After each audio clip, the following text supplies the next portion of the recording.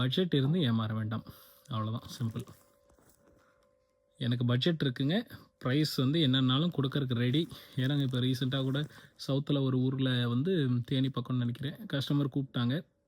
நான் ரேட்டு சொன்ன உடனே, சார் ரேட்டை பற்றி சொல்லாதீங்க. என் ஒய்ஃப் கேட்குறாங்க. ரொம்ப வருஷம் கழித்து ஆசையாக கேட்குறாங்க. எனக்கு வந்து ப்ரைஸ் விஷயமே கிடையாது. ஆனால் நான் கொடுக்குற ப்ரைஸுக்கு ஏற்ற குவாலிட்டி இருக்கா அப்படின்னு மட்டும் கேட்டார். நான் வந்து அவருக்கு ஒரு 6 பாயிண்ட் அவருக்கு டெக்ஸ்ட் பண்ணேன்.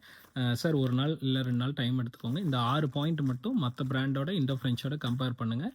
கம்பேர் பண்ணிவிட்டு இந்த 6 பாயிண்ட்டு மேட்ச் ஆகுது, இதை விட எங்களை விட பெட்டராக இருக்குது அப்படின்னா தாராளமாக நீங்கள் போய்க்கலாம். அப்படிங்கும் பொழுது சரிங்க சார், ஏன்னா எனக்கு இதை பற்றி நாலேஜ் இல்லை. அப்போ நாலேஜ் இல்லைங்கும் பொழுது நான் அதை பற்றி படிச்சுட்டு வரேன் அப்படின்ட்டு போனார். ஒரு சண்டேன்னு நினைக்கிறேன். சண்டே ஃபுல்லாக ரிசர்ச் பண்ணார். அடுத்த நாள் காலையில் ஆர்டர் ப்ளேஸ் பண்ணார்.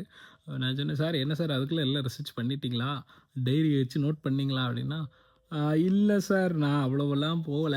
உங்கள் வெப்சைட் பார்த்தேன், எத்தனை வருஷமாக கம்பெனி இருக்குதுன்னு பார்த்தேன், உங்கள் வீடியோஸ் எல்லாம் பார்த்தேன், மற்ற பிராண்டு 1 2 வேணா சும்மா வாட்ஸ்அப்பில் டெக்ஸ்ட் பண்ணி பார்த்தேன். அவங்க வந்து அது இல்லை இது இல்லைங்கிறாங்க. அதுக்கப்புறம் எந்த பிராண்டுமே கேரண்டி கொடுக்கல. ரொம்ப சிம்பிள். உங்களுக்கு கேரண்டி கொடுக்குறீங்க, நான் பிஸ்னஸில் இருக்கேன், எனக்கு கேரண்டி பற்றி தெரியும். வாரண்ட்டி தான் எல்லோரும் பண்ணுறாங்க. சரி அவ்வளோதான், ஃபீல்டில் இருக்கீங்க, மேனுஃபேக்சரராக இருக்கீங்க, போதும் அப்படின்னாரு. சரி சந்தோஷம் சார் அப்படின்னு விட்டுட்டேன். ஆனால் ஒரு சிலர் இருக்காங்க. இப்போ காஞ்சிபுரத்தில் ஒரு கஸ்டமர் வந்து கிட்டத்தட்ட 1 மாதம் இருக்கும், அடிக்கடி ஃபோன் பண்ணி கேட்டுகிட்டே இருந்தார். ஆர்டரும் ப்ளேஸ் பண்ணிட்டார். கடைசியாக லேப் சர்டிஃபிகேட் இருக்கான்னு கேட்டார். அப்போ நான் சொன்னேன், சார் அந்த வீடியோ பார்த்துட்டிங்களா, அந்த கம்பெனி வீடியோ பார்த்துட்டு கேட்குறீங்களா அப்படின்னு. அவருக்கு ஒரு மாதிரி ஆயிடுச்சுன்னு நினைக்கிறேன். என்ன தெரில, ஆர்டர் கேன்சல் பண்ணிட்டாரு.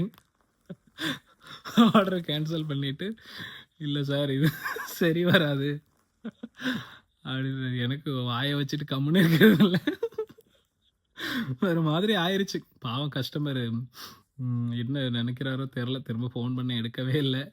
அது வரையும் என்னோட ஃபால்ட்டு இருக்கும். அதனால் என்ன சொல்ல வரேன்னா, நீங்கள் ரிசர்ச் பண்ணுங்கள், சந்தோஷமாக ரிசர்ச் பண்ணுங்கள், நைட்டு மாலமாக ரிசர்ச் பண்ணுங்கள். பண்ணிவிட்டு மெயினான பாயிண்ட் மட்டும் கேளுங்க. கேரண்டி முக்கியம். அடுத்து வந்து மேனுஃபேக்சரரான்னு பார்க்கணும். சும்மா மெட்டீரியல்லாம் வாங்கி அசம்பிள் பண்ணி ஃபிட் பண்ணி கொடுக்குறவங்களுக்கு பேர் மேனுஃபேக்சரர் கிடையாது. அவங்கக்கிட்ட கேரண்டி கிடைக்குமான்னா கஷ்டம்தான். அதனால் நீங்கள் தயவு செஞ்சு என்ன டவுட்டுனாலும் கால் பண்ணுங்கள், டெக்ஸ்ட் பண்ணுங்கள். நான் எனி டைம் உங்களுக்கு வந்து ரிப்ளை கொடுக்குறேன். நம்ம வந்து என்ன பட்ஜெட் வச்சுட்டு ஏமாறக்கூடாது, சிம்பிள்.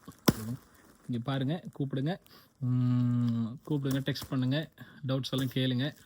வாங்கும்போது திருப்தியாக வாங்கணும். சந்தோஷமாக இந்த ப்ராடக்ட் எனக்கு பிடிச்சிருக்கு சார், உண்மையிலேயே வர்த்து அப்படின்னு சொல்லிட்டு கால் பண்ணுங்கள். வாங்கின கஸ்டமர்ஸும் நாளைக்கு ஏதாவது ஷிஃப்ட் பண்ணணும், ஒரு இடத்துலேருந்து இன்னொரு இடத்துக்கு மூவ் பண்ணணும், ஏதாவது சப்போர்ட் வேணுனாலும் கூப்பிடுங்க. மேட்ரஸை பற்றி ஏதாவது டவுட்னாலும் கூப்பிடுங்க. மெயின்டெனன்ஸு எதுனாலும் கால் பண்ணுங்கள், டச்லேயே இருங்க, ஒன்றும் பிரச்சனை இல்லை. ஏன்னா நானும் இந்த ஃபீல்டை விட்டோ ஒரு சிலர் கேட்பாங்க, இண்டோ ஃப்ரெஞ்சை விட்டு போயிருவீங்களா, அப்போ நாங்கள் என்ன பண்ணுறது, இதெல்லாம் காஞ்சிபுரத்துக்காரர் கேட்டார், என்னை கடுப்பாக்குறதுக்குன்னே கேட்டார். நான் இந்த பிராண்டை விட்டு எப்போவுமே போக மாட்டேன். லைஃப் டைம் இண்டோ ஃப்ரெஞ்சு தான். அது எனக்கு உறுதியாக தெரியும். எப்போவுமே இண்டோ ஃப்ரெஞ்சு தான். இண்டோ ஃப்ரெஞ்ச் மேட்ரஸ் நல்ல கம்பெனியில் நல்ல ப்ராடக்ட் சேல் பண்ணிகிட்ருக்கேன், நல்ல பேர் இருக்குது, எல்லாமே ஓகே, சந்தோஷம், சமாதானம், என்ன சொல்கிறது, ஓகே, சூப்பராக இருக்குது இந்த பிராண்டு. அப்படிங்கும்போது லைஃப் டைம் இதை விட்டு போக வேண்டிய அவசியம் இல்லை. தேவையான அளவுக்கு எல்லாமே கிடச்சிருச்சு இந்த பிராண்டில். அப்படிங்கும்பொழுது இதை விட்டு போக வேண்டிய அவசியம் இல்லை, தேவையில்லை. வாய்ப்பு வந்தாலும் வேண்டாம். ஏன்னா அவங்க வேலைக்கு வந்த புதுசுலேயே ஒரு 2 வருஷத்துலேயே ஒரு பெரிய ஸ்ப்ரிங் மேட்ரஸ் கம்பெனி ஃபேமஸ் ஆகிட்டு இருந்தது. அது 40,000 பேக்கேஜில் கூப்பிட்டாங்க. எங்கள் கம்பெனியில் 8,000 சம்பளம். ஆனால் அன்றைக்கி இருந்த மைண்டுக்கு போயிடலாம் அப்படின்னு யோசித்தேன். அப்புறம் எங்கள் பாஸுக்கிட்ட கேட்டதுக்கு, டேய் போய்க்கடா, இந்த வயசுலேயே உனக்கு வந்து பணத்துடைய இது வந்துருச்சா அப்படின்னாரு. இல்லை சார், இருந்தாலும் 40,000 எங்கே இருக்குது, 8,000 எங்கே இருக்குது அப்படின்னு. நீ போகிறதுன்னா போய்க்கா, உங்கள் பாஸ்டர்கிட்ட சர்ச்சில் கேட்டு போய்க்கா அப்படின்னாரு. எங்கள் வீட்லேயும் சர்ச்சிலையும் கேட்டதுக்கு அவங்க கண்டபடி திட்டி விட்டாங்க. உனக்கு இந்த வயசில் என்னத்தை போய் பணத்தை ஆசை உனக்கு, அதெல்லாம் பொறுமையாக வரும், நீ வேலையை செய், இந்த கம்பெனிலே பெரிய லெவல் ஆகலான்னாங்க. இப்போ 12 வருஷம் முடிஞ்சது, சூப்பராக இருக்கேன், லைஃப் செட்டில். அப்படிங்கும்போது என்கிட்ட வாங்குகிற கஸ்டமர் தைரியமாக நீங்கள் மேட்ரஸ் வாங்கிக்கோங்க. எப்போவுமே என்னோடய சப்போர்ட் உங்களுக்கு இருக்கும். எல்லாமே நான் பார்த்துக்குறேன். மேட்ரஸை பற்றியெல்லாம் நீங்கள் ஒரி பண்ண வேண்டியதே இல்லை. மேட்ரஸ் அருமையாக இருக்கும். இந்த கம்பெனியில் எப்போவுமே ஒரே மாடல், ஒரே குவாலிட்டி, தைரியமாக நீங்கள் எடுக்கலாம். எல்லா ஏஜ் குரூப்புக்கும் என்ன கண்டிஷனில் பாடி இருந்தாலும் எல்லாத்துக்குமே. அவ்வளோதான். நான் வீடியோ முடிச்சுக்கிறேன். ரொம்ப நாள் கழிச்சு பெரிய வீடியோ பண்ணியிருக்கேன். முடிஞ்சால் ஷேர் பண்ணுங்கள். ஏன்னா இதை சப்ஸ்கிரைப் பண்ணுங்கன்றது தேவையில்லை.